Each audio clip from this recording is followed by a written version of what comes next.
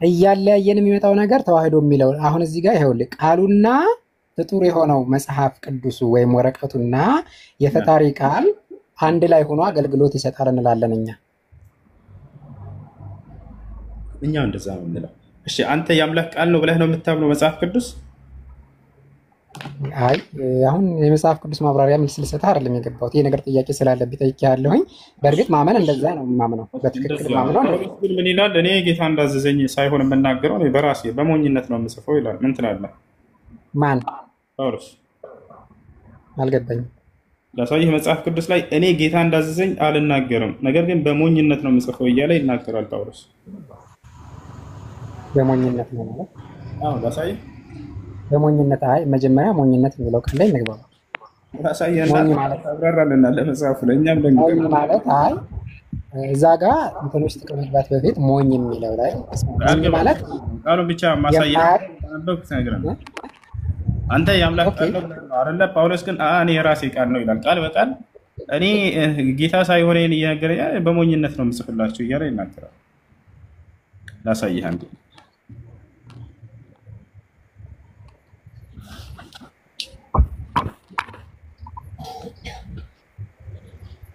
ያ ጳውሎስ ምን አለ?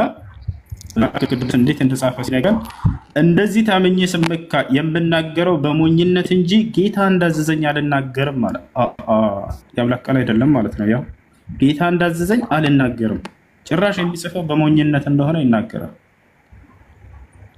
እሺ ካላ ያሳየኝ ምንድነው መጽሐፍ?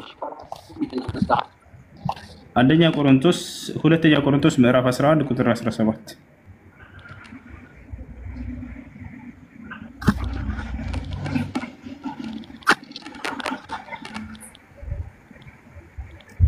አብረን እንድናነበው ብዬ ነው።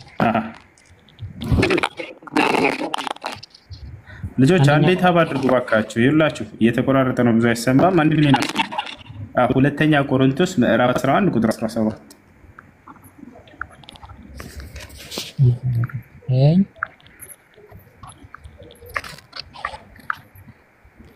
ልጆች ለምን ታብ አታደርጉም? ኮፒ ሊንክ አድርጉ። እየተቆራረጠ ነው፣ እንትን እያለ አይደለም። 17 ነው አይደል? ሁለተኛ ቆሮንቶስ ምዕራፍ 11 ቁጥር 17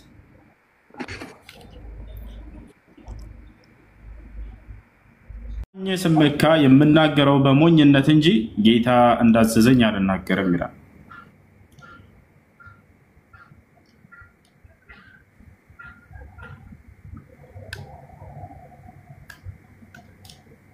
እንደዛ ይልም ምን ይላል ያንተ? ይህም ቢሆን የምናገረው ለእግዚአብሔር የሚገባ አይደለም፣ ነገር ግን ስለዚች ትምክህቴ እንደ ነፍስ እናገራለሁ። እስኪ አውጣው እስኪ መጽሐፉን። ከትርጉም ይለያያል ጀማ። እንትን አይደለም አፕሊኬሽን አይደለም መጽሐፍ ራሱ ነው። ችግር የለም አውጣውሽ። ማውጣት ትችላለህ? አዎ እችላለሁ። እሺ ቪዲዮ ክፈት እስኪ።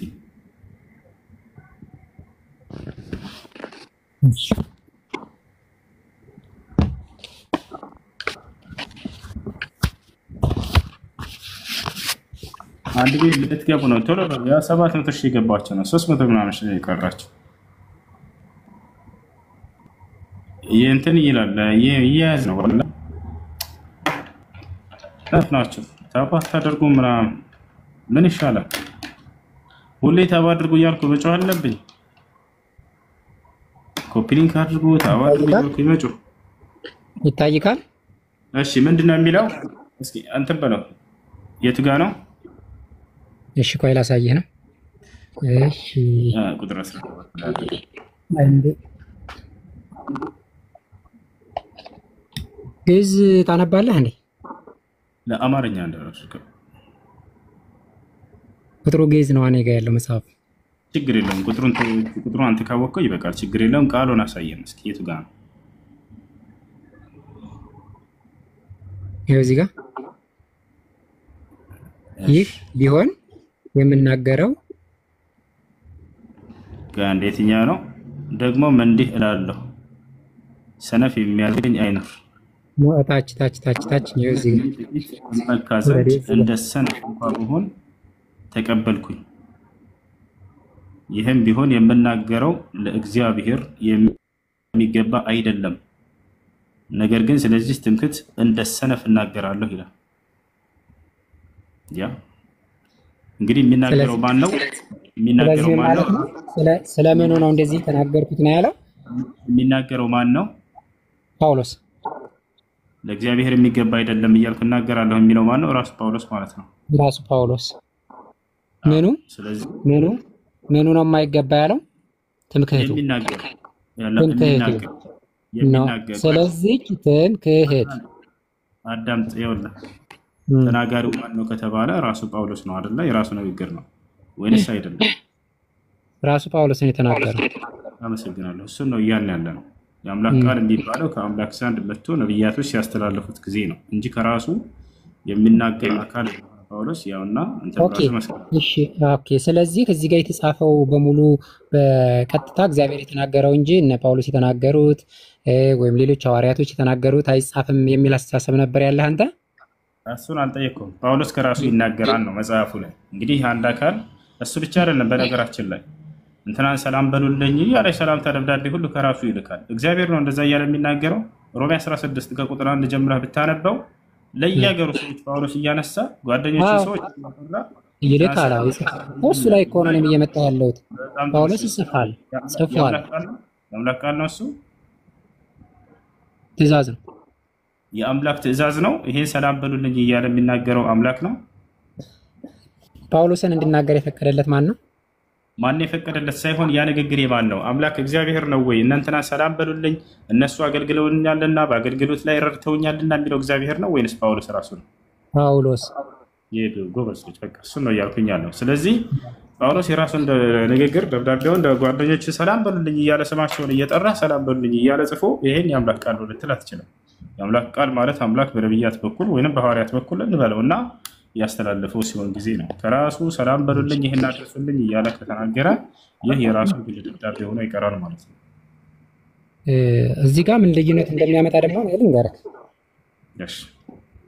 አሁን ይሄ መልእክት እዚህ መጽሐፍ ላይ ስለተጻፈ ጳውሎስ የኔ መልእክት ነው ብሎ ስለጻፈ የጳውሎስ ነው አለ። ኦኬ፣ ሌላው የአምላክ ቃል ነው ብለን ለማመን የሚያስረዳን ነገር ምንድን ነው ማስረዳት? አሁን አንድ የሰው ቃል ታገኘበት ማለት በቂ ነው። እሱ ማስረጃ ለማድረግ ሌላውስ ብሎ ሂሳብ የለም። ስለዚህ አይ ሌላውን ወደ ሌላው ልመጣ ነው እኮ አሁን ወደ ሌላው መጽሐፍ ልመጣ እኮ ነው። ሌላውን እንደው የአምላክ ቃል ነው በሚለው ነው ብንቀበለው እንኳን ስለዚህ የአምላክና የሰው ቃል የተቀላቀለበት ነው ማለት ነው። ስለዚህ የአምላክ ቃል ነው ብሎ ሊደመደም አይችልም ማለት ነው። በመጀመሪያ ምን ብዬህ ነበረ መሰለክ ስገባ ለሁለት ጥያቄዎች ብቻ መልስ ስለፈለኩ ነው የገባሁት። እዚህ ካሁን ጥያቄ ውስጥ ምስር ውስጥ እንግባ ካል የጳውሎስ ቃል ካለበትና የአምላክ ቃል አለን በል ከጎን የሰውና የአምላክ ቃል የተቀላቀለበት መጽሐፍ እንጂ ሙሉ በሙሉ መጽሐፍ ቅዱስ የአምላክ ቃል ነው ማለት አይቻልም ማለት ነው አይደል? እሺ መልካም። አንተ በመጣህበት መንገድ እኔ ከመጣሁበት መንገድ እኔ ምን ብዬሃለሁ? አንድ መጽሐፍ ወይም አንድ ነገር የራሳቸውን ሀሳብ የገለጹበት ኢየሱስም መጥቶ የራሱን ቃል ያስተላለፈበት ነው ብለህ ነው የምታምነው አንተ? አይዋ አንተ የምታምነው እንደዛ ነው? ሰላም ወራህመቱላህ። انا كنت جايب ابني هون بالمقطع. نعم. يمكن وقع المفتاح. والله العامل ما موجود.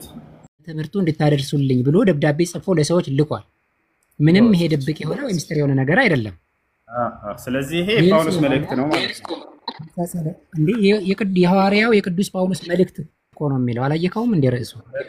እሺ፣ ስለዚህ የአምላክ ንግግር አይደለም ማለት ነው። ጳውሎስ እዚህ ጋርም ሲናገር እንደዚህ ታምኜ ስመካ የምናገረው በሞኝነት እንጂ ጌታ እንዳዘዘኝ አላየህ። ቅድም ብያለሁ የአምላክ ቃል የሚባልና ምን የሚባል ብያለሁ? የአምላክ ሕግጋት የያዘ እንጂ መጽሐፍ ቅዱስ እናንተ እንደምትሉት ፍጡሩም ያልሆነ ፈጣሪም ያልሆነ ቃልም ያልሆነ አይደለም። ፍጡር ነው ፈጣሪ ነው አይደለም? አሁን ጥያቄው ይኸውልህ ፍጡር ነው ፈጣሪ ነው ሳይሆን የጳውሎስ ንግግር አለበት የለበትም? መጽሐፍ ቅዱስ ላይ ራሱ አለበት። የጳውሎስ ንግግር አለበት፣ የዮሐንስ ንግግር አለበት፣ የሌሎችም ሐዋርያቶች ንግግር አለበት፣ የነ ጴጥሮስ ንግግር አለበት። ስለዚህ የሰዎች ንግግር አለበት ማለት ነው መጽሐፍ ቅዱስ አለበት። አዎ ምንም ችግር የለውም፣ ህጽጽ አይደለም። በጣም ጥሩ። እሱን ነው እያልኩኝ ያለሁት። እሺ እሱን ነው እያልኩኝ ያለሁት። አይ እሺ መለስኩልክ። ይሄንን እኔ ደግሞ ልጠይቅህ። ጠይቅ። እሺ እኛ መጽሐፍ ቅዱስን ከፈጣሪ ህግጋት ጋር ከፈጣሪ ትእዛዝ ጋር የማይጻረር ሐዋርያቶች የጻፉት የሐዋርያቶችን መልእክት ያለበት ጽሑፍ ነው ወይም መጽሐፍ ነው ብለን ነው የምናምነው። ስለዚህ የመጽሐፍ የእግዚአብሔርን ቃል የያዘ መጽሐፍ ነው። ነገር ግን የእግዚአብሔር ቃል ብቻ ነው ብለን ስለማናምር የእግዚአብሔር ቃልና የሰዎች ቃል ያለበት ስለሆነ ምንድነው ፍጡር ነው ብለን የምናምነው። ነገር ግን የእናንተ ቁርአን ካልከኝ ምንድነው ብያለሁ። የመጀመሪያው ጥያቄ ቁርአን ከሆነ ፍጡርም አይደለም ፈጣሪም አይደለም። ባይዘወይ እንደው እኔ እንደ አይነት ነገር መናገር አልፈለኩም ነበር። የቁርአን ጸሐፊ ማን እንደሆነ አይታወቅም እስካሁን። ማን ያለ? እኔ በእኔ እምነት አጠይቅም እንዴ? ካላወቅ የጠየቁኝ እኮ ነው። አንተንም ጠየቅኩ አልሰጠኝም። ጠይቅ። ጸሐፊዎቹ ይታወቃሉ። ጠይቅ። ምንም አይታወቅም። ጠይቅ እኮ ሌላ ሰው ትቼ እኮ አንተን ጠየቅኩህ እኮ አይደለም። አይታወቅም። እየደመደምክ ስለሆነ ነው። የማታውቀው ነገር ላይ ባትደመድም ጥሩ ነው። ትልቅ ልጅ ትመስለኛለህ። የቁርአን ጸሐፊ ይታወቃል ወይስ አይታወቅም ብለህ ጠይቀን፣ ችግር የለውም። ጠየቅኩህ እኮ እንደማይታወቅ አስረዳኸኝ። እንዴ እሺ ንገረኝ። እንደማይታወቅ አስረዳኸኝ። የቁርአን ጸሐፊዎች ይታወቃሉ። ቃል በቃል በነቢያችን ሰለላሁ ዐለይሂ ወሰለም ዘመን ሲጽፉ የነበሩ ሰሃቦች ናቸው። ነቢያችን ሰለላሁ ዐለይሂ ወሰለም ጻፉ ከእኔ እያሉ እያዘዟቸው እድዑ ሊ ዘይደን ፈሊዩክቱብ ዐኒ አልቁርአን፣ ዘይድን ጥሩልኝ ቁርአንን ከኔ ይጻፍ እያሉ ያዙት ነበር። ዘይድ ምን አለ? ቃሉ ያ ራሱ ጸሐፊው ኩና ኑአሊፉ አልቁርአን ዒንደ ረሱሊላህ። አንተ ቁርአን የተጻፈ ነው ብለህ ነው የምታምነው ወይስ ቁርአን የወረደ ነው ብለህ ነው የምታምነው? ከአምላክ ዘንድ በመልአኩ ገብርኤል አማካኝነት ለነብዩ ሰለላሁ ዐለይሂ ወሰለም በቃል ወርዶ ከዚያ ምድር ላይ ነቢያችን ሰለላሁ ዐለይሂ ወሰለም ደግሞ እያዘዟቸው አስጻፏቸው ሰሃቦች። ኦኬ ከጅብሪል ሲያወርደው በቃል ነው ያወረደላቸው?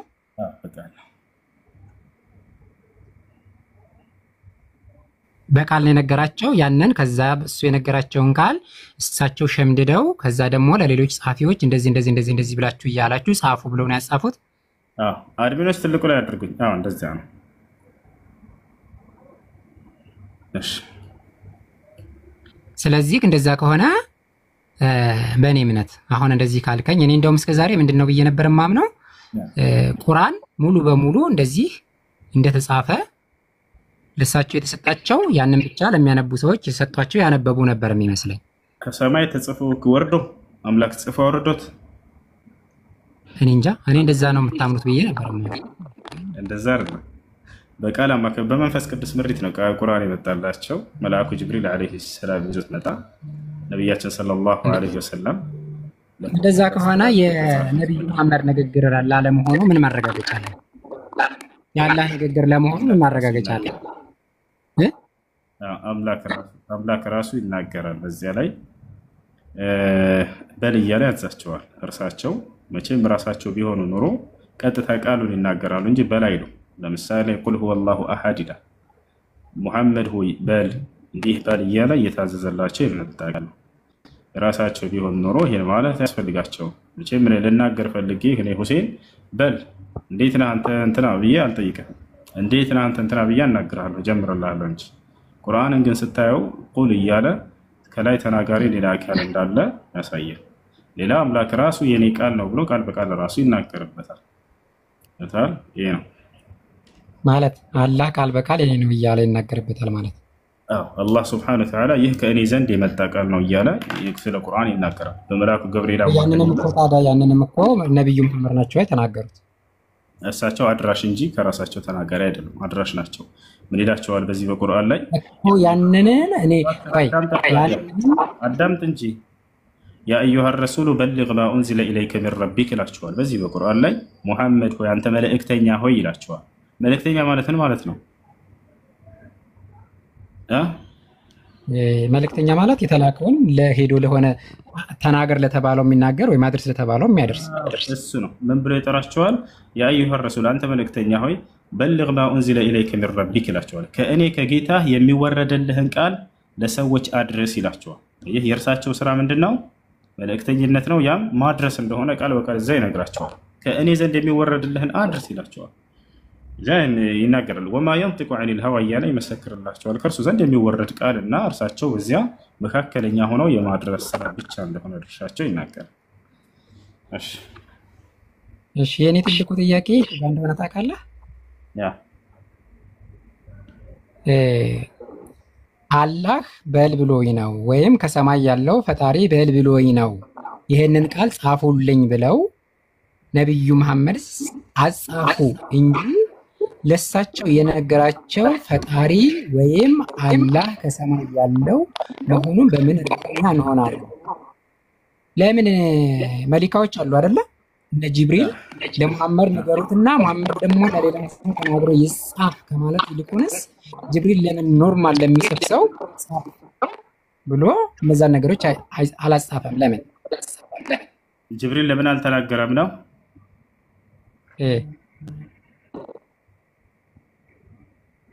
እሺ ልጆች ይቆራረጣል። ነብዩ መሐመድ አልጻፉም ብለኸኛል። ጻፉልኝ ብሎ ነው ብለኸኛል። ማን የነገራቸው ለሳቸው? ጅብሪል። የጅብሪል ማን የነገረው? አላህ። 1 2 3 4 አላህ አዘዘ ለማን? ለጅብሪል። ጅብሪል ለማን? ለሙሐመድ። ሙሐመድ ለማን? ለጸሐፊው። አራተኛ ስቴፕ ላይ ነው የተጻፈው ማለት ነው። በአራተኛ መልእክት ምንድነው አዲሱ ነገር? አዲሱ ነገር የመጀመሪያው ጥያቄ የመጀመሪያ ለሳቸው ያንን መልእክት አምጪ ወይ መልእክቱን ላኪ አላህ የሚባለው ወይ ፈጣሪ የሚባለው በመሆኑ በምን እርግጠኛ ነን? የሙሐመድ ህግጋቶች ቢሆኑስ?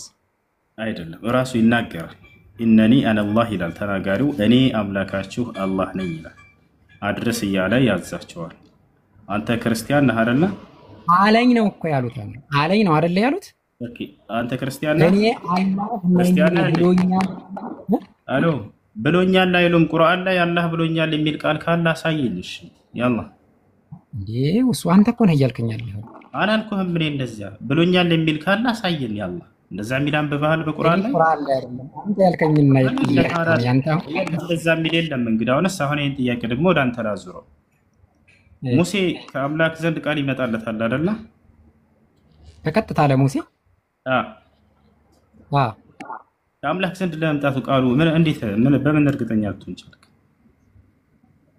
ቀጥታ ለሙሴ ስለተነገረው ያ የመጣለት ማን ቀጥታ ስለተነገረው አምላክ እንደነገረው እንዴት እርግጠኛ ሆንክ አንተ?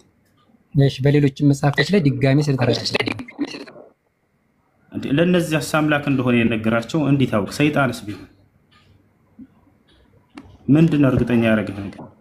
እሺ ለዛ ማስረገጫ ደግሞ መጥቶ ቃል በቃል ራሱ ነግሮ እኔ የሙሴን ሕግ ልሽር ሳይሆን ላጸና ነው የመጣሁት ብሎ ከሰማይ ራሱ ወርዶ የሰውን ስጋ ለብሶ ስላስተማረን ስለነገረን። ኦኬ ሙሴ ሲያና ያ አምላክ አንድ አምላክ ነው የወረደው ወደ ምድር።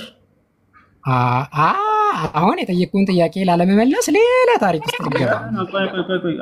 ቆይ አምላክ ራሱ ወርዶ በስጋ ለብሶ ምናምን አልከኝ። ያ ሙሴ ሲያናገር የነበረ አምላክ ነው የወረደልህ እንዴ? እና ታለማ ነው እርግጠኛ ነህ? ሌላ አምላክ የለም ከዚያ ከወረደው ውጭ? የለም። ከኢየሱስ ክርስቶስ ውጭ ሌላ አምላክ የለም አይደለ? አብ አምላክ ነው አይደለም? አምላክ ነው። አብ ወልድ መንፈስ ቅዱስ አምላክ። አብ ወርዷል አልወረደም? አብ ወርዷል አልወረደም? አንዱ አምላክ ወርዷል ብለህናል አይደል? ከወረደው ውጭ ሌላ አምላክ አለ ወይ ስልህ የለም ብለኛል። አብ ወርዷል አልወረደም?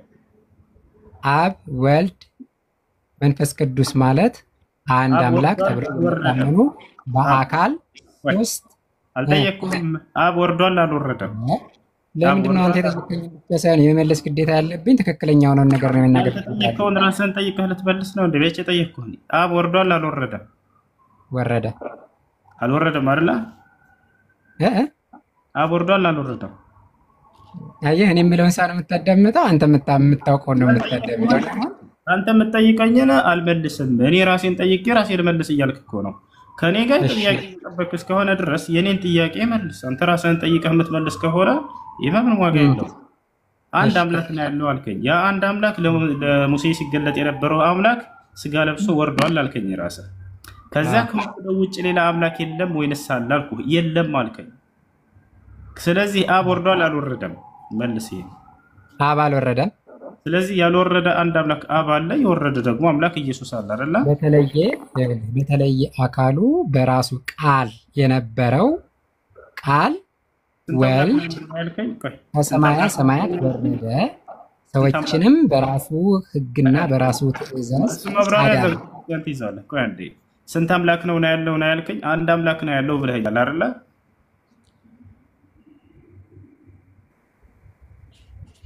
አሎ አቤት፣ እየሰማሁ ነው። አንድ አምላክ ነው ያለው ብለኸኛል አይደለ?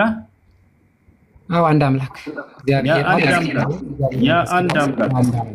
ያ አንድ አምላክ ምድር ላይ የወረደው ኢየሱስ ብቻ ነው ወይንስ ሌላ ያልወረደ አምላክ አለ? ሌላ የወረደ ያልወረደ ሳይሆን አብ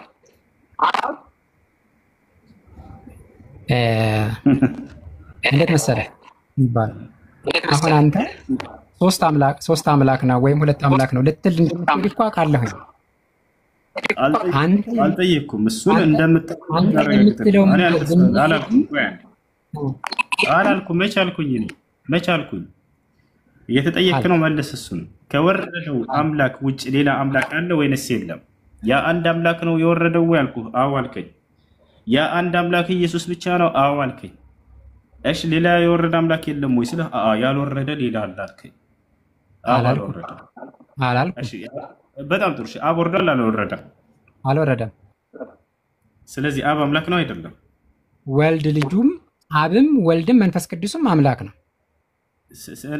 አልቆጠርኩልህም። አሁን መቼ ቆጠርኩኝ? መቼ ጠየቅኩህ? ያልጠየቅኩህን ራስህ እየጠየቅህ አትመልስ። እንደመለስክ አታስመስል። ራስህ ጠይቀህ ራስህ ነው ብለኸኛል። ያ አንድ አምላክ ወርዷል አይደል ወደ ምድር? እግዚአብሔር አብ ወረደ። እግዚአብሔር አብ ወረደ። እግዚአብሔር አብ አልወረደም። እግዚአብሔር አብ አልወረደም። ወልድ በተለየ አካሉ የሰውን ስጋ ለብሶ ወርዷል። ስለዚህ አንድ አምላክ አለ። ያ አንድ አምላክ ወርዷል ወይንስ አልወረደም? አብ አልወረደም። ወልድ በተለየ አካሉ ወርዷል። መቼ ጠየቅኩኝ እኔ? ወልድ ብዬ አልቆጠርኩም እኮ እኔ። ስንት አምላክ አለሽ? ባጭሩ ስንት አምላክ ነው ያለህ? ማን እኔ?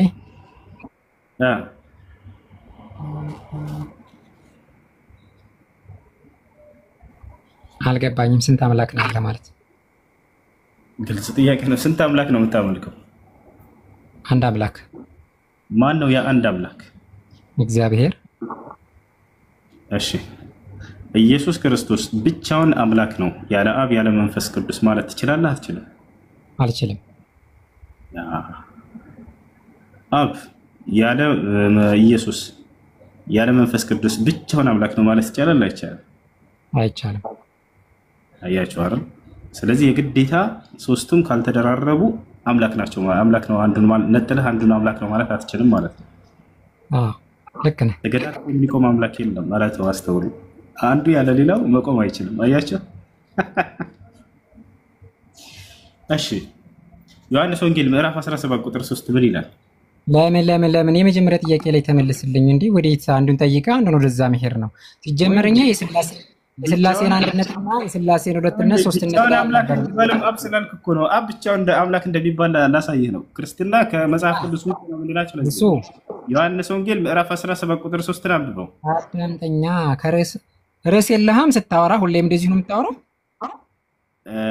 እስካሁን ድረስ በስነ ስርዓት እያስተናገድኩህ ነው። በስነ ስርዓት አውራ እኮ። እኔም እኮ እኔ ቅድም ጥያቄ መጽሐፍ ምን ብዬ ጠየቅኩህ? አሁን አንዱን ያለ ሌላው ካልሆነ ሁለት ሶስቱም ካልተደራረቡ በስተቀር አንዱን ብቻውን ነጥለን አንድ አምላክ ብቻህን አምላክ ነህ ማለት አንችልም ብለህናል አይደለ? እሺ አሁን ደግሞ ማለት እንደሚቻል መጽሐፍ ቅዱስ ላይ ላሳይህ ነው። ይኸውልህ አዳምጠኝ። ወልድ ብቻውን አብና መንፈስ ቅዱስን አላቃቸውም፣ አምላክ ወልድ ብቻ ነው ካልክ ክህደት ነው። እሺ አሁን ስለዚህ እኔ ደግሞ ማስረጃ ላሳይህ። አብን ብቻውን አምላክ ማለት ይቻላል አይቻልም? እግዚአብሔር አብ፣ እግዚአብሔር ወልድ፣ እግዚአብሔር መንፈስ ቅዱስ ብለን የምታምነው። እሺ አብን ብቻውን አምላክ ነው ማለት ይቻላል አይቻልም? ቅድም አይቻልም ብለሃል። ሀሳብህን እንዳትቀይር፣ ከቀየርክ ትችላለህ። አብን ለምን እቀይራለሁ? አንተ ስለነገርከኝ እኮ አይደለም እኮ የማምንበትን እኮ ነው እየነገርኩህ ያለሁት። አብን ብቻውን አምላክ ነው ማለት ይቻላል አይቻልም?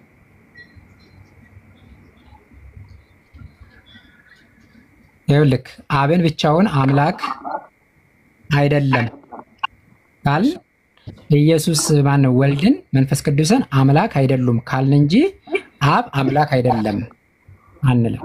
አብ አምላክ አይደለም አይደለም። አብ ምንድነው ካልኩ አምላክ ነው ማለት እንችላለን እንችልን ስለ አይቻልም አይደለም። አዳምጠኝ። አብ ምንድነው ካልከኝ አምላክ ነው የምልህ። አብ ምንድነው ብዬ አልጠየቅኩም። አሁን አንተ ራስህን እየጠየቅክ ራስህን እየመለስክ ነው። እሱን መንገድ ተወው አልኩህ። የኔን ጥያቄ ትኩረት ግን አመለስ። እሺ አንተ ጥያቄ ምን አልኩህ? አብ ብቻውን አምላክ ነው ማለት እንችላለን አንችልም አልኩህ። አንችልም አልኩህ። እኔ ደግሞ መጽሐፍ ቅዱስ ላይ የሆነ ጥቅስ ልሰጥህ ነው፣ አንብብ። እሱ ዮሐንስ ወንጌል ምዕራፍ 17 ቁጥር 3 ነው። አንብበው። ምን ይላል? እሺ እኔ እስከምፈልግ አንብበው። አንተ እስከዛ አንብበው፣ ችግር የለም እጠብቅሃለሁ።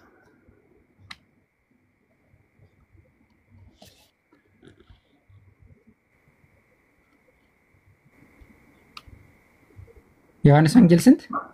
ምዕራፍ 17 ቁጥር 3። እሺ ልጆች ኮሜንቱን ክፈቱላቸው። እንትን ምንድነው ይሄ? ኮፒ ሊንክ አድርጉ።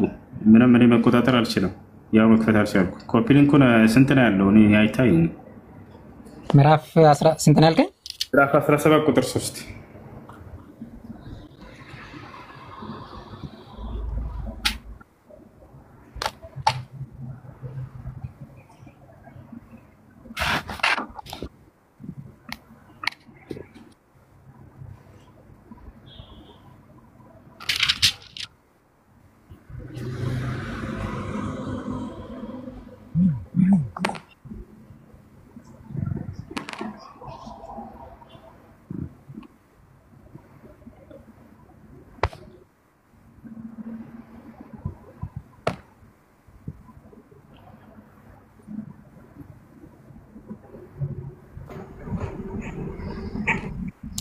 السلام عليكم شباب. سلام عليكم. وعليكم السلام ورحمة الله وبركاته. ጥያቄ ነበረኝ። እሺ ምን ይላል? አይ ጥያቄ ሰላም ነህ? ደህና ነህ? ወድሃለሁ፣ አከብርሃለሁ። አንተስ ምን ትላለህ ነው ጥያቄ። እንዴ እንትን ገስት ላይ አይታየኝም። ጆከር ነህ አንተ? ጆከር ነኝ። እንዴት ነህ? ደህና ነህ? አለ ሁሉ ሰላም አለን አለን። ሰላም ነው። ጥያቄ ጠየቅኩህ እኮ ለምን አትመልስ?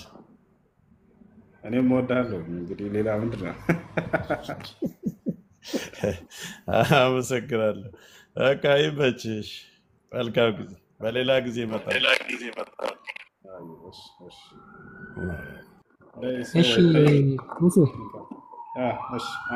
ብቻህን እውነተኛ አምላክ የሆንክ አንተን የላከውንም ኢየሱስ ክርስቶስ ስምን ያውቅ ዘንድ ይህም የዘላለም ሕይወት ናት የሚለው ነው ያንተ ጥያቄ? አይዋ ብቻህን አምላክ የሆንክ የተባለው ማን ነው እዚህ ጋር?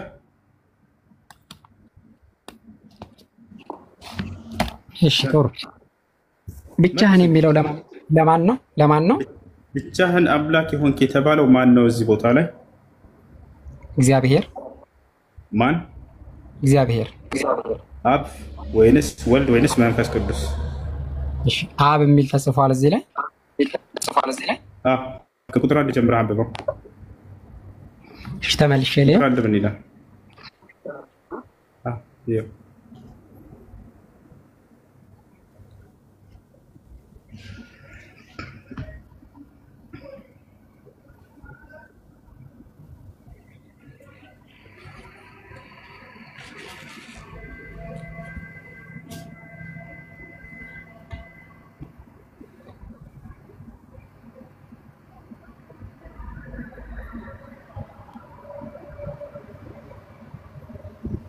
እሺ በጣም ጥሩ።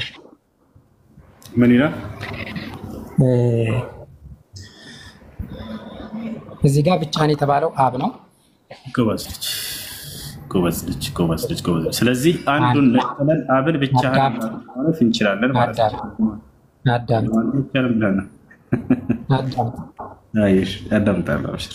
እሺ ስልጣኑንስ አልሰጠው።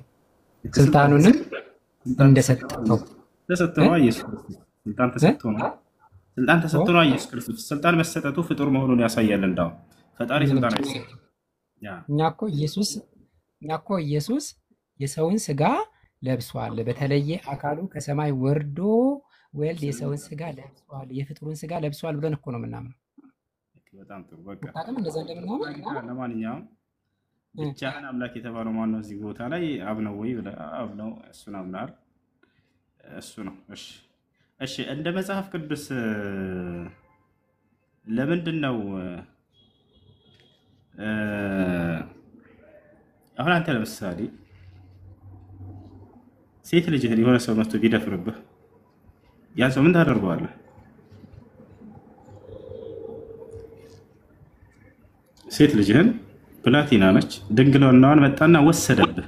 እዚያ የፍርድ ቤቱ ዳኛ መጣና ምን አለ?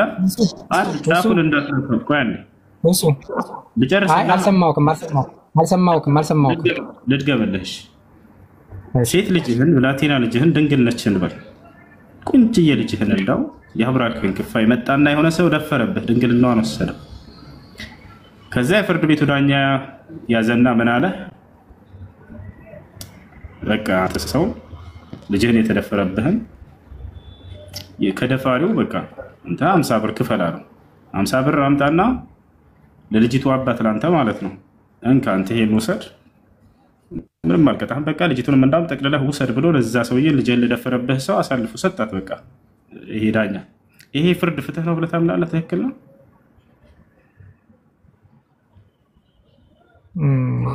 እንትኑ ምሳሌው ራሱ ለእኔ ግልጽ አይደለም። ልጅቷ ተደፈረች። ልድገምልህ። አንተ ሴት ልጅ አለህ ብላቴና ልጅ መጣና የሆነ ሰው ደፈረብህ ልጅህን። ዳኛው መጣና ሊፈርድላችሁ በመካከላችሁ 50 ብር ተቀጣ አለው ሰውየውን የደፈረብህን። ያን ብር በቃ 50 ብር ተቀጣ፣ ለ50 ብር ለአንተ አምጥቶ ይሰጥሃል። ከዛ እሱ ጫፉ አይነካም ያ ሰውዬ። እንዳውም ምን ያደርግለታል ዳኛው? የደፈርካትን ልጅ ወስደህ ውሰድ፣ በቃ 50 ብር ከፍለህ ውሰድ አለው ሰውየው። ልጅቱን አንጠልጥሎ ይዘብህ ሄደ፣ ደፍሯትም ማለት ነው። ለአንተ ግን 50 ብር አምጥቶ ተቀጥቷል፣ አለቀ። ይሄ ፍርድ ይሄ ዳኛ ትክክል አደረገው ብለህ ታምናለህ?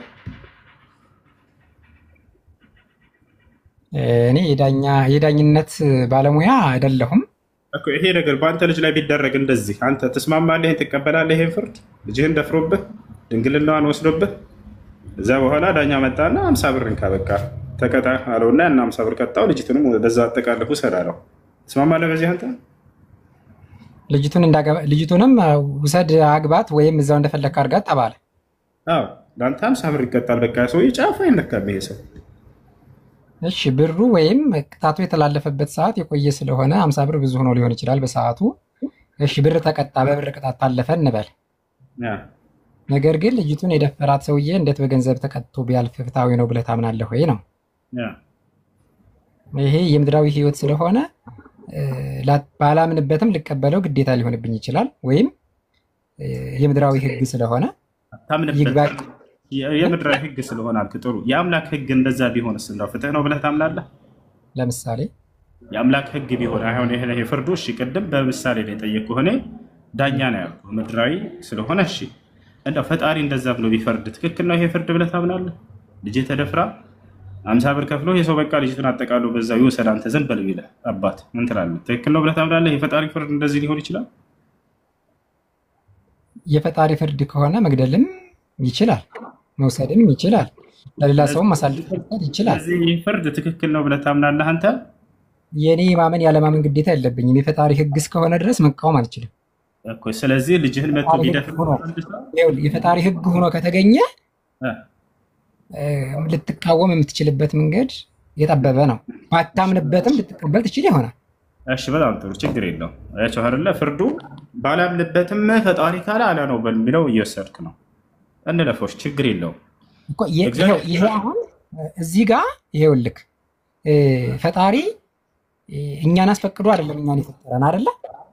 እሱ ሌላ ጥያቄ ነው። እኛን አስፈቅዶ አይደለም ሰማና ምድር ነው። ተመሳሳይ ኬዝ ነው። ስለነደፈርና ስለነደፈር ቀደም ምን አለ? ይሄ ፍርድ እንዴት ምድራዊ ፍርድ እኮ ነው እንደ ይሄን እኔ ብለህ አንተን አልከው። የፈጣሪ ፍርድ እንደሆነ መጽሐፍ ላይ ምድራዊ ፍርድ ስለሆነ ሊያሳምን ይችላል አለ። አሁን በቃ ወደ ሌላ ጥያቄ፣ ይሄን ነው ጥያቄ ወደ ሌላ ሳንሄድ ማለት ነው። ዝሙት የሰራ ሰው ፍርዱ ምንድን ነው ብሏል መጽሐፍ ቅዱስ እንደ ብሉይ ኪዳን? እኔ እንጃ ምንድን ነው የሚለው ንገረኝና እንየው። ኦኬ፣ በሙሴ ሕግ መሰረት ዝሙት የሰራ ሰው ይወገራል ነው አለ። ኦኬ፣ እሺ፣ ጥሩ። ስለዚህ እግዚአብሔር የሆነችን ሴት ከደፈረ ሰውየውን እንዲገደል አልፈረደበትም። የሆነ እዚህ አሁን ያልኩት ጥቅስ ላይ ቆይ ላሳያችሁ። አንዲት ልጅ ብትደፈር 50 ብር ከፍሎ ያ ሰውዬ ያችን ልጅ አጠቃሎ ይውሰድ አለ አንድ ቦታ ላይ። ሌላ ቦታ ላይ ብሎ ፈርዶ ነበር ግን ዝሙት የሰራ ሰው እንዲገደል ወደ ኢየሱስ ክርስቶስ ጋር ይዘው መጥተው ዮሐንስ ወንጌል ምዕራፍ 8 ቁጥር 1 ጀምሮ ብታዩት አይሁዶች መጡና በሕጋችን መሰረት እንደ ሙሴ ሕግ መሰረት ዝሙት የሰራ ሴት ተወግራ ትገደል ይላል። አንተስ ምን ትላለህ? ይሉት አያችሁ። እና ኢየሱስ ምንድን ነው ያላቸው እኮ? እሱ አይደለም አሁን ሐሳቤ። በሙሴ ሕግ መሰረት ዝሙት የሰራ ሰው ይገደል ነው አይደለ? እዛው በሙሴ ሕግ ደግሞ ያ ሰው እንዲገደል አልፈረደበትም፣ አልፎታል። እግዚአብሔር ከራሱ ጋር ይጋጫል። ጥያቄ የትኛው ነው? እግዚአብሔር ከራሱ ጋር ይጋጫል የሚለው ነው። እግዚአብሔር ከራሱ ጋር ይጋጫል። አዎ፣ አንድ ቦታ ላይ ዝሙት የሰራን ሰው ውገሩት ይላል፣ ሌላ ቦታ ላይ ደግሞ እንዳትወግሩት ይላል። አሁን ይኸውልህ እዚህ ጋር እግዚአብሔር ከራሱ ጋር የሚጋጭ ሆኖ ሳይሆን አንተ በገባ ልክ ወይም የአንተ አይምሮ በሚያስበው ልክ የእግዚአብሔርን ስራ መርምሬ ለምን አላወቅሁትም ነው። እሺ የኔን አይምሮ ተወው፣ እናንተ አስረዳኝ። እሺ እግዚአብሔርን ቃል አንድ ቦታ ላይ ዝሙት የሰራ ሰው ይወገር ብሎ ሌላ ቦታ ላይ እኔ ካንተ በምን እበልጣለሁ? አይ ተው እንደዛ ብለህ እኔ ካንተ የምበልጥ ስልጣን አይደለም። አንድ ቦታ ላይ ዝሙት የሰራ ሰው ውገሩት አለ፣ ሌላ ቦታ ላይ ደግሞ እንዳትወግሩት ሲል ይሄ ግጭት ነው አይደል? እንደየአገባቡ ይለያያል። ዝሙት የሰራ ሰው ፍርዱ ምንድን ነው አለ እግዚአብሔር? ሊገረፍ ይችላል፣ ሊቀጣ ይችላል። እስኪ ያሳይኝ ሁለቱን። እንደ ነገስታቶቹ ባሉበት ሰዓት ላይ እሺ አሳይኝ እስኪ ከመጽሐፍ የዝሙት የሰራ ሰው ህጎችን አሁን የተናገርካቸው ምን ምን እንደሚለው አሳይኝ ከመጽሐፍ።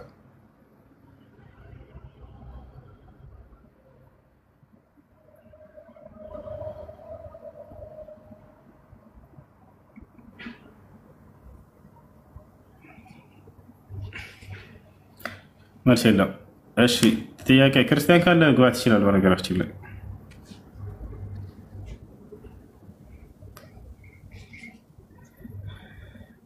ክርስቲያን ካላችሁ መግባት ትችላላችሁ፣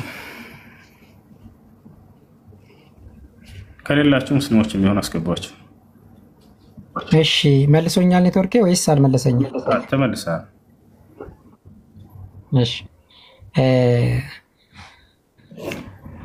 አንተ ምንድን ነው የሚባለው? በኦሪት ህግ ነው የምታምነው ወይስ በአዲስ ኪዳን ነው የምታምነው? የትኛው ነው መጽሐፍ ቅዱስ ብለህ የምታምነው? በሁለቱም አላምንም። እኔ አንተ ስለምታምን እየጠየቅኩህ ነው። ዝሙት የሰራ ሰው ፍርዱ መገረፍ ነው መገደል ነው ምናምን እንደዚህ ቅድም ተናግረሃቸዋል። እነዚህን ህግጋቶች ከመጽሐፍ ቅዱስ ማስረጃ አምጣ ነው የተባልኩት። እሺ አዳምጠኝ። እኔ አሁን በሰዓቱ እንደነበሩት ነገስታቶች ቅድም ምን ተባብለናል? መጽሐፍ ቅዱስ ታሪክ ላይ ቅድም ምን አልከኝ? ዝሙት የሰራ ሰው ፍርዱ ይገረፍ የሚል አለ ብለኸኛል። ለዚህ ለምሳሌ የትኛው ነው የሚገኘው ማስረጃ? እንደየነገስታቶቹ ወይም በሰዓቱ እንደነበሩት ሰዎች ታሪኩ እንደተጻፈበት ሁኔታ አገባቡ ሊለያይ ይችላል። እሺ ነገር ግን ከሱን ጀምርና ክርስትናን አዳምጠኝ። ክርስትናን አዳምጠኝ። ጀምርና አንድ ቃል ብቻ ነው የምነግርህ። አሎ ሰማም እንዴ ለተናገርከው ማስረጃ እያሳየህ ነው የምትሄደው። እዚህ ስትመጡ ገብታችኋል አይደል? አሁን ምን ታደርጋለህ? ዝሙት የሰራ ሰው ይገረፍ የሚል አለ ብለህና የቱ ጋር ነው እንደሱ የሚል ያለው ነው የመጀመሪያው? የቱ ጋር ለውጣ ነገር ወይንም አንተ አውጣና አንብብል። አንተ ልጅ አንዱን ሰምተህ አንዱን ሳሰማ ነው የምትቀረው ወይስ እንዴት ነው ነገሩ? የማይገባኝ ነገር እኔ ያልኩት በሰዓቱ ታሪኩ እንደተጻፈበት ሁኔታ ሊኖር የሚችልበት እድል ካለ አላነገር ግን ያቺ ዝሙት የሰራች ሴትዮ ኢየሱስ ጋር ወይም ክርስቶስ ጋር በመጣችበት ሰዓት ምንድነው ያላቸው ነው ማስረጃ ቀደም እናንተ ሰው ወይም በጨበጣ ከሆነ የምታወርደው አታልፈና ታልክም። ማስረጃ ይዘህ ከሆነ ያ ማስረጃ እየተጠየቅን አውራ። በሱ ሲጀመር አንተ በመጽሐፍ ቅዱስ በኦሪትም በአዲስ ኪዳንም አላምንም አልከኝ አይደል? ለምን ለአንተ መጽሐፍ ቅዱስ ማንበብ አይጠበቅብኝም ነው እኮ ብላንተ ማንበብ አይጠበቅብኝም በሚል አታምልጥ። ማስረጃ ከሌለህ የለኝም በል። ዝሙት የሰራ ሰው ይገረፍ የሚለው እሺ ጥሩ። አንተ በመጽሐፍ ቅዱስ ታምናለህ አታምንም? እሱ አይደለም ጥያቄያችን። አላምንም ያወራት ለጥብ ነኝ። ይቅርታ አራት ካላምን ከታላ ለምንድን ነው ለአንተ መጽሐፍ ቅዱስ ፈልጌ ማማነው? እየተወያየህ ነው። መጽሐፍን ይዘህ እየተወያየህ ስለሆነ ለምትጠይቀው ማስረጃ አምጣ። እንደ መጽሐፍ ቅዱስ ተብለህ ስትጠየቅ ጊዜ መልስ መለስክ። ማስረጃ አምጣ ስትባል ደግሞ ለዚያ ለተናገርከው ነገር ማስረጃ ማምጣት አለብህ። ዝሙት የሰራ ሰው ፍርዱ ምንድን ነው ስለ ጠቀስክ። ለምሳሌ መገረፍ አልከኝ። ዝሙት የሰራ ሰው ይገረፍ የሚል መጽሐፍ ቅዱስ ላይ አለ ወይ አልኩኝ። አሁን ማስረጃ አምጣ። ከሌለ የለኝም ነው። እኔ ዝሙት የሰራ ሰው መጽሐፍ ቅዱስ ላይ ይገረፍ ነው የሚለው ነው ያልኩት። አዎ ቅድም ብለህ ዝሙት የሰራችውን ሴትዮ ኢየሱስ ጋር ይዘዋት ሲመጡ ምንድን ነው ያለ ስትል ከእናንተ አንድ ሰው ያልክ አቆም። እሺ ወደ ሌላኛው ጥያቄ ሰው ፍርዱ ምንድን ነው ብዬ ጠየቅኩህ አይደለ? መገረፍም የሚል አለ። በሰዓቱ እንደነበሩት ነገስታቶች ወይ አንዴ ከነዚያ መገረፍም የሚል አለ ብለህ በሰዓቱ እንደነበሩት ነገስታቶች ብለሃል። ጥሩ ግን መገረፍም ብለሃል አይደለ? መገረፍም ብለሃል አይደለ? ዝሙት የሰራ ሰው እና ታዲያ እንደናንተ መጽሐፍ መገደል ልበልህ እንደ ሀገቱን መቆረጥ ልበልህ? እሺ ጥሩ መገረፍ የሚለውን አሳየኝ። በቃ አሁን አንተ ከመጽሐፍ ችግር የለውም። እሺ በሰዓቱ የነበሩት ነገስታቶች ዝሙት የሰራን ሰው በራሳቸው ህግ በምድራዊ ህግ ይቀጣሉ፣ ይታለፋል፣ አለቀ። ግን ይገደል የሚል ህግ የለበትም በመጽሐፍም በህግም። አልጠየቅኩም። መገረፍ የሚለውን አሳየኝ ነው የተባልከው። ማስረጃ አለ? አሁን ስለ መገረፍ እያወራ ያለው መገረፍ የሚል አለ እያለ ያለው አንተ ወይስ ነው? እኔ አሁን አለ የለም የሚል ድምዳሜ ላይ እየነገርከው ነው። አምጣ ብለህ ከወጣ በኋላ እንደሌለ ስታውቅ ጊዜ አላልኩም ብለህ ተሸመጠጥክ። ለምን? ትልቅ ሰው አይደል? መገረፍ የሚል አሳየኝ ከመጽሐፍ ቅዱስ።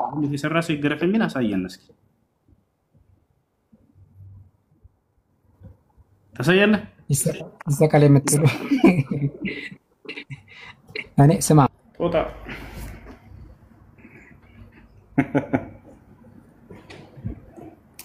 እዚህ ቤት ለምትናገሯት ትንፍሽ ለምትሏት ቃል ማስረጃ ታመጣላችሁ። ያ ማስረጃ ዝም ብላችሁ ታወራላችሁ።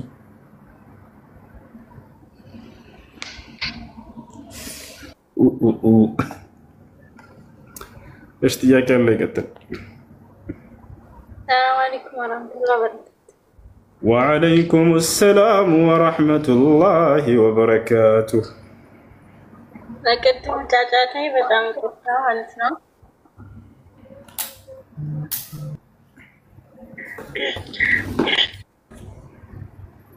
እና ጥያቄ ማለት ነው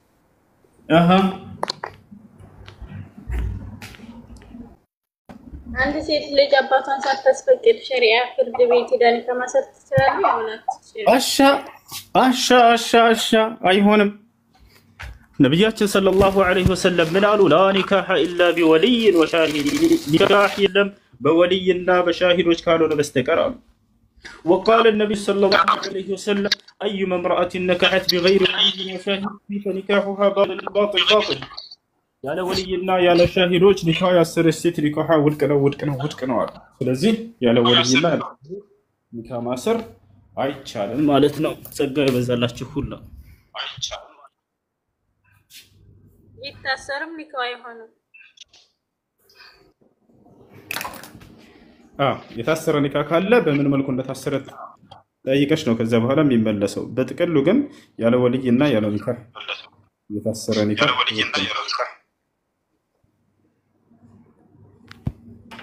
ሌላኛው ጥያቄ ደግሞ ይሄ አንዳንዶቹ ይፈቀዳል ይላሉ፣ አንዳንዶቹ ደግሞ አይፈቀድም ይላሉ። ማንኛውን ነው ያዘው?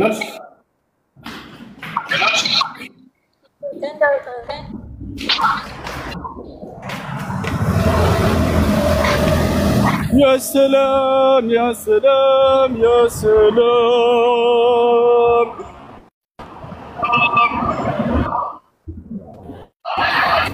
ربع الله سفر الله سيس يتنا ها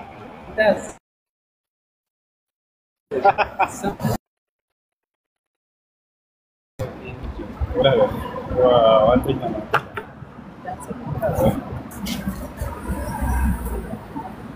يا سلام زين ነው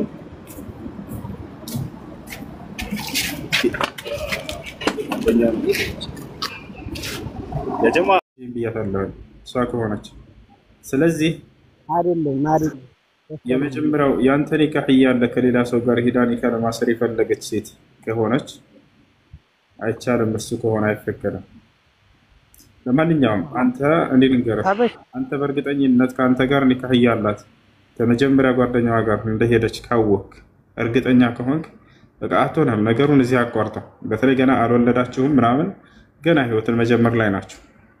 ሌላ ነገር ውስጥ ምናምን ሳትገቡ ብትተው ነው የሚሻለው። በቃ ተው፣ ይሄን ነገር ፍታው። ለአንተ የምትሆነህ በቃ አላህን የምትፈራ ከሌላ ሰው ጋር ግንኙነት የሌላት መልካም ልጅን ፈልገህ አግባ። እንደሱ ይሻላል። ወደፊት ምናልባት አንተም ወንድ ልጅ ነህ የሆነ ቦታ ላይ ልክ እንዲሁ በድጋሚ ስትሄድ ምናምን ካየህ ከዚያ ሰው ጋር መገናኘት መገዳደል ሁሉ ሊመጣ ይችላል፣ አይታወቅም። ስለዚህ ይሄን ነገር አቋርጠው ተው። ነገር ማጓት ከዚህ በኋላ የሚሆነው ማለት ነው መተማመን የማይኖር የትዳር ደግሞ ዋናው መሰረት መተማመን ነው። ገብቶሃል አይደለ? አታምናትም አንተ ከዚህ በኋላ እሷ ወንዱ የዛ ወንድ ጋር እንደሄደች እርግጠኛ ከሆንክ ማለት ነው። ገብቶሃል? ስለዚህ ይቅርብ ይሄ ነገር አቋርጠው እዚህ ጋር ግን እኔ ዙሮ ቢቀመጥ ምን ችግር አለው? በራሴ ባስቀምጠው እኔ ተጠያቂ ሆናለሁ። ባስቀምጠው ማለት ምሳሌ አሁን እኔ ኒካዋን ባላወርድ እንዳለ በኔ ኒካ ብትቀመጥ ዝም ብላ ታጉራ ትቀመጣለህ። እኔም ያው በራሴ አስተሳሰብ ያስኩትን ይዤ እቀመጣለሁ። ሰውየውን እስከማስ አይደለም አንተ ካልፈለካት በእኔ ኒካ ስራ አስቀምጫት በቃ ሁል ጊዜ ትቀመጣታለች። ይሄ አይሆንም። በቃ እቺ ልጅ ተሳሳተች አይደለ? ላንተም አትሆንም። አንተም ተዋትና ኒካሁን አውርድላት በሐላል መንገድ። ከዚያ ከሰው ጋር መቀጠል ፈልጋ ከሆነ ፍታት። አንተ ያንተ ኒካህ እያለ ከሌላ ሰው ጋር እየሄደች ስትገናኝ ግን ወንጀለኛ ነው የምትሆነው እሷ። ለዚህ ወንጀል ደግሞ ምክንያት እየሆንካት ነው አንተ ይሄን ነገር በቃ ፍታውና ተው። ካልፈለካት የራስህን ህይወት መስረት ጀምር አንተ። ከዚያ እሷን ዳዕዋ አድርግላት፣ ምከራት። ከቻልክ ምከራት በሐላል መንገድ አድርጊ። ኒካሽን አውርጄልሻለሁ ምናምን ብለህ እንትን ብለህ አንተ እቺ አትሆንም። እንዳጠቃላይ ተዋት። ግን ሰውየውን የሆነ ነገር ባደርገው አላህ ይጠይቀኛል። በሚስት አይነቱ ሌላ መገዳደል ሌላ ነገር ውስጥ ትገባላችሁ። ተው እናንተ ህይወትህን ጀምር። ዞሮ በስታላህ ይሄ ነገር መጥፎ ይሆንብኛል ለኔ። አቶ መገዳደል የአንድ ሀገር ሰው ነው እኮ። ተው በቃ ይሄን ነገር እርሳው ወንድም። ህመሙ እንረዳለን፣ ወንድ ልጅ ነው ሁላችንም። ግን ተው በቃ ለአንተ የሚሻለ ምንድን ነው? በቃ መልካም ሴት እንፈልግና አግባት።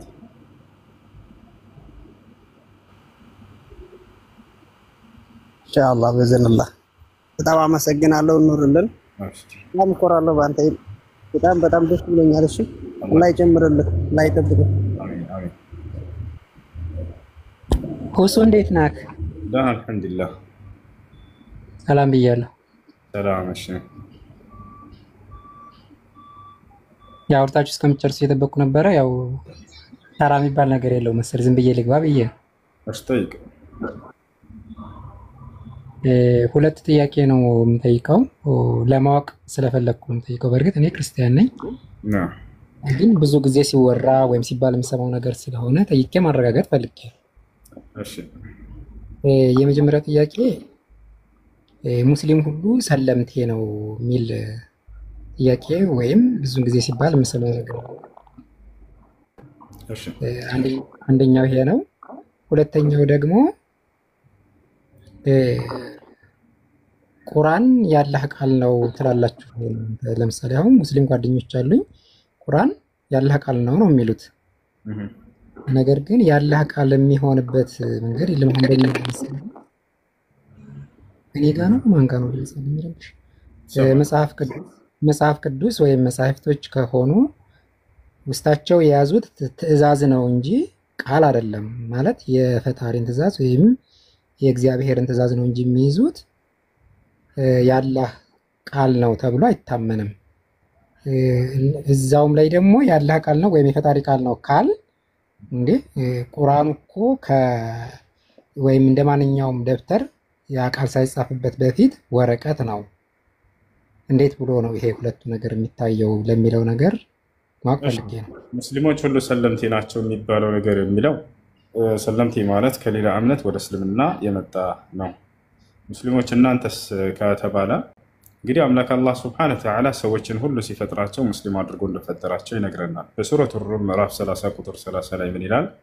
ፈአቂም ወጅሀከ ሊዲን ሐኒፋ ፊጥረተላሂ አለቲ ፈጠረ ናሰ ዐለይሃ ላ ተብዲለ ሊኸልቂላሂ ዛሊከ ዲኑል ቀይም ወላኪነ አክሰረ ናሲ ላ ያዕለሙን ይላል። ፈአቂም ወጅሀከ ሊዲን ሐኒፋ ይላል አምላክ አላህ ሱብሓነሁ ወተዓላ ምን አለ? ለቀጥተኛውና ለእውነተኛው ሃይማኖት ለእስልምና ብቻ ፊታችሁን አዙሩ አለ። ቀጥሎ ምን አለ? ፊጥረተላህ አለቲ ፈጠረ ናስ ዐለይሃ፣ ይህም እኔ አምላካችሁ አላህ ሰዎችን ሁሉ የፈጠርኩባቸው የተፈጥሮ ሃይማኖታቸው ሲሆን አለ። አምላክ አላህ ሱብሓነሁ ወተዓላ ሰውን ሁሉ ሲፈጥር ሙስሊም አድርጎ ነው የፈጠረው። በሌላ ሐዲስ አልቁድሲ ላይ አላህ ሱብሓነሁ ወተዓላ ምን ይላል? ቃለ ነብዩ ሰለላሁ ዐለይሂ ወሰለም ቃለ አላሁ ተዓላ ኢኒ ኸለቅቱ ዒባዲ ሁነፋ ፈጅተለትሁም ሸያጢን። አምላክ አላህ ሱብሓነሁ ወተዓላ ምን አለ? እኔ ባሮችን ቀጥ አድርጌ በእኔ መንገድ ላይ ፈጠርኳቸው፣ ነገር ግን ከዚያ በኋላ ከተወለዱ በኋላ ሰይጣናት አጠመሟቸው እያለ ይናገራል። ነቢያችን ሰለላሁ ዐለይሂ ወሰለም ልክ እንዲሁ ሐዲስ ላይ ምን አሉ? ማ ሚን መውሉድን ኢላ ወዩለዱ ዐለል ፊጥራ ፈአበዋሁ ዩሀውዳኒሂ አው ዩነስራኒሂ አው ዩመጅሳኒሂ አሉ። ማንም የሚወለድ ሕፃን ልጅ ሙስሊም ተደርጎ ቢሆን እንጂ በሌላ እምነት ላይ በፍጹም አይወለድም አሉ። ከዚያ በኋላ ግን ወላጆቹ ወደ ክርስትና ወደ አይሁድ ወዳሉበት እምነት ይቀይሩታል እንጂ ወላጆቹ አሉ። እና ይሄ ነው ያለው ነገር። ስለዚህ ሰለምቴ የሚባለው በክርስትና እምነት ላይ ሆኖ ሰውዬው አድጎ ሳለ ወደ እስልምና የሚመጣ አካል እርሱ ሰለምቴ ወይም ወደ እስልምና የሚመጣ አካል ይባላል። ያ ነው። እሺ ከዚያ በኋላ ወደ እስልምና የመጣውን ሁሉ የትኛውም ሙስሊም ሰለምቴ ነው የሚለው ነው የኔ ጥያቄ። ከሌላ እምነት ላይ ኑሮ ከዚያ በኋላ ወደ እስልምና ሲመጣ ጊዜ አይሁድ ሊሆን ይችላል፣ ክርስቲያን ሊሆን ይችላል፣ ቡድሂዝም ሂንዱይዝም ሊሆን ይችላል። ወደ እስልምና ሲመጣ ጊዜ እስልምናን የተቀበለ ማለት ነው ሰለምቴ ማለት፣ ሌላ አይደለም። አይ እሱ ያ የተቀበለውን ሳይሆን የመጣውን አንድን ሰው ወይም ሁለትን ሰው ሳይሆን ሁሉም ሙስሊም ሰለምቴ። እኔ አሁን እዚህ ጋር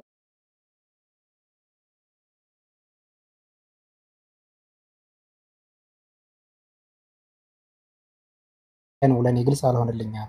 ሙስሊም ማለት ለአምላኩ ትእዛዝ ያደረ ማለት ነው። ያ ደግሞ ለአምላኩ ትእዛዝ አላደረም ነበር ሰለምቴ የተባለው አካል።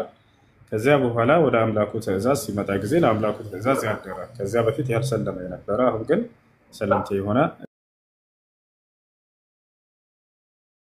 የሚለው ገለጻ ለእርሱ አስመልክቶ ነው። በአጠቃላይ ግን ሁላቸውም የአምላክን ትእዛዝ ከተቀበሉ ድረስ ሙስሊሞች የሚል መጠሪያ ነው የሚኖራቸው። ከመጀመሪያው ጀምሮ ሙስሊም የነበረ ልጅ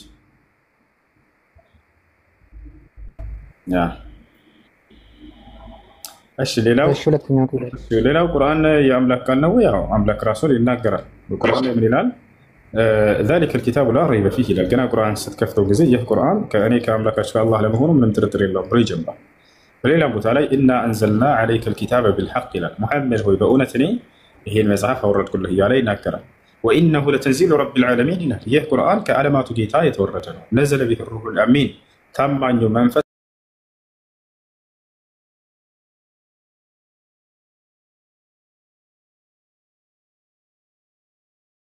ሚነል ሙሽሪኪን እስተጃረከ ፈአጅርሁ ሐታ የስመዐ ከላም አላህ ይላል። የአላህ ቃል እያለ ይጠራዋል ቃል በቃል ቁርአን።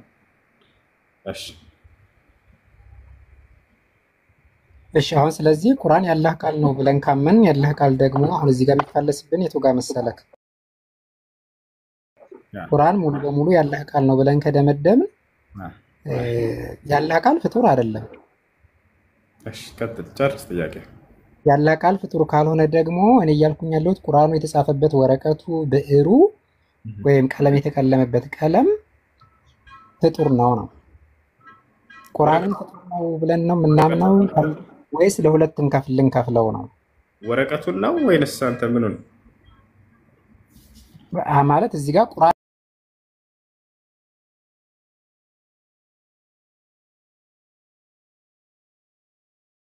ያ ቃሉ የአላህ ሱብሓነሁ ወተዓላ ቃል ነው። አልተብራራልኝ፣ ለዛ ነው እንዲብራራልኝ የፈለኩት። እሱ የፈጣሪ ቃል ነው። አላህ ሱብሓነሁ ወተዓላ የተናገረው የፈጣሪ ቃል ነው። ወረቀቱን ከሆነ ወረቀቱ ፍጡር ነው። ቁርአን ሲሆን ቃሉንም ወረቀቱም አንድ ላይ ነው የሚሆን። ወረቀቱን ለይተህ ይሄ ወረቀቱ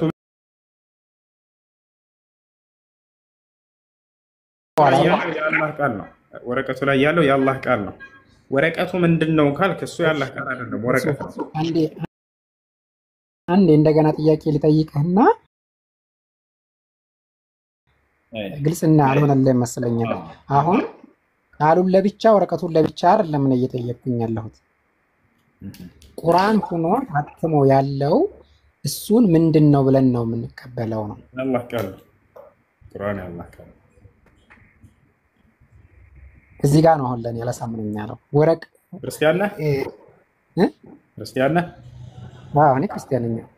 ክርስቲያን ነኝ ብያለሁ መጀመሪያ። እሺ መጽሐፍ ቅዱስ የእግዚአብሔር ቃል ነው አይደለም? እግዚአብሔር ቃል ነው። ትእዛዙ የተጻፈ ነው። ወረቀቱ የተጻፈበት የእግዚአብሔር ቃል ነው አይደለም? ወረቀቱ የእግዚአብሔር ቃል አይደለም። የእግዚአብሔር ፍጡር ነው። የእግዚአብሔር ፍጡር ነው። በቃ ያ ሳትለይ እስኪ ንገረኝ። ወረቀቱና ቃሉ የእግዚአብሔር ቃል ነው አይደለም? ሁለቱንም ሳትለይ እኔ አልለይም። ትእዛዝ ነው ብለን ነው የምናምነው። ወረቀቱና ቃሉን አትለይ። አሁን ወረቀቱን ቃሉም የእግዚአብሔር ቃል ነው ወይንስ አይደለም? የእግዚአብሔር ሕግጋቶች ወይም የእግዚአብሔር ትእዛዝ ወይም የእግዚአብሔር ስራ የተጻፈበት ብለን ነው የምናምነው። መጀመሪያ እኮ መግቢያ ላይ ነግሬሃለሁኝ። እሱ ነው። አሁንም በእስልምና ያለው ምንድን ነው? አሁን እንደይተህ ተናገርክ። አየህ፣ የአምላክ የአላህ ሱብሓነሁ ወተዓላ ቃል ያረፈበት ወረቀት ነው የሚባለው። እሱ ወረቀቱን ነጥለህ እየተናገርክ ልክ እንደዚያ ነው።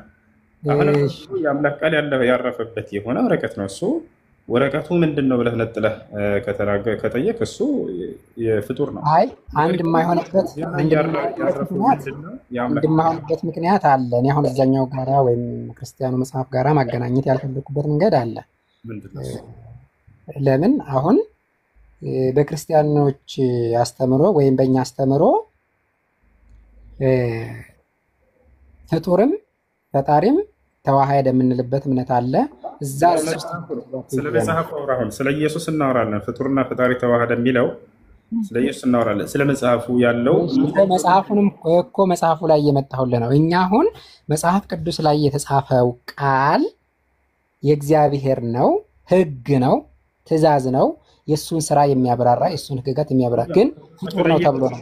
ወረቀቱ ላይ ይኸው አሁን አትለይ፣ ሳትለይ መልስ እስኪ ትችላለህ እኮ መጽሐፍ ቅዱስን አሁን እኛ ሕግጋት ነው ፍጡር ነው ብለን ነው የምናምነው። ኦኬ ቃሉ ራሱ ፍጡር ነው። አሁን ይኸው ላስማማበት ያለው ነገር እዚህ ላይ ነዋ።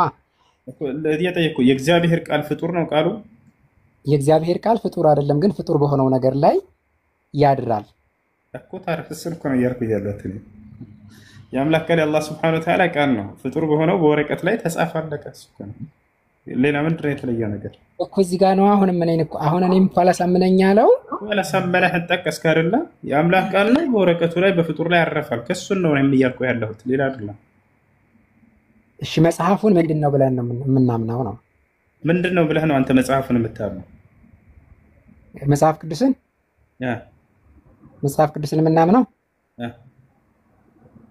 መጽሐፍ ቅዱስን የምናምነው የእግዚአብሔር ሕግ የተጻፈበት ፍጡር የሆኑ ሰዎች ሕጉን የጻፉበት ያስቀመጡበት ፍጡር ነው ብለን ነው የምናምነው። ለይኸው እኮ መጽሐፉንና ቃሉን ለይኸው። የአምላክን ሕግና ፍጡር ብለህ ደግሞ መጽሐፍ የተጻፈበትን ወረቀት ለይኸው። ለምን የተቀመጠበት ፍጡር ነው መጽሐፍ ቅዱስ? እሺ ፍጡር ነው። እሺ አሳጥሬ ልንገር። ኦኬ መጽሐፍ ቅዱስ ቃሉ ፍጡር ነው።